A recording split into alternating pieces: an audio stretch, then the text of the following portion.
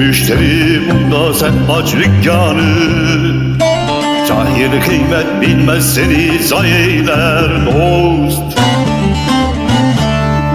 Belli olur hasmadenin kökeni, kendini bilmeyen ona hayeyler dost. Belli olur hasmadenin kökeni, kendini bilmeyen ona hayeyler dost.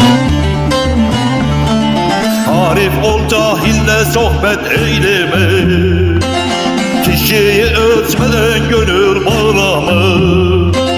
Herkesi dost sanıp sırrın söyleme, vasıfsız cahildir seni baylar dost.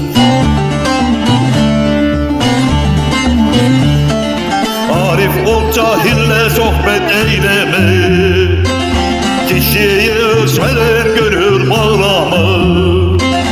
Herkesi dost sanıp sırrın söyleme, vasıfsız cahildir seni baylar dost.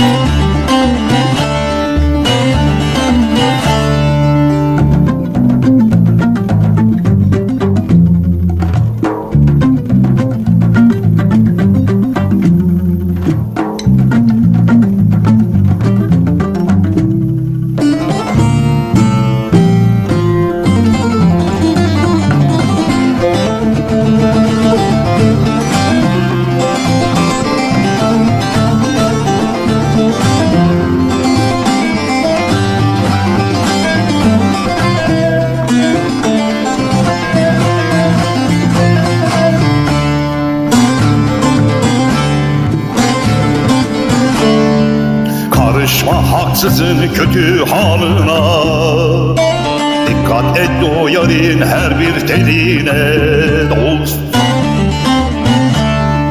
Aldanıp da dalma onun gölüne, dolu gibi yar seni sereyler dost.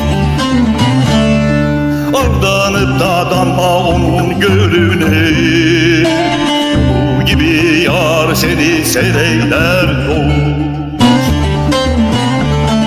Özümü bağladım haktan ayrılmam, kendini bilmezsin sana darılmam.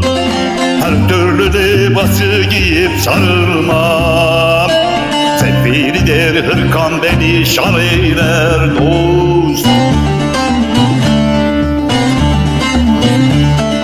Özümü bağladım haktan ayrılmam, kendini bilmezsin sana darılmam. Her türlü libasa girip sarılmam, sefilidir hırkan beni şan eyler.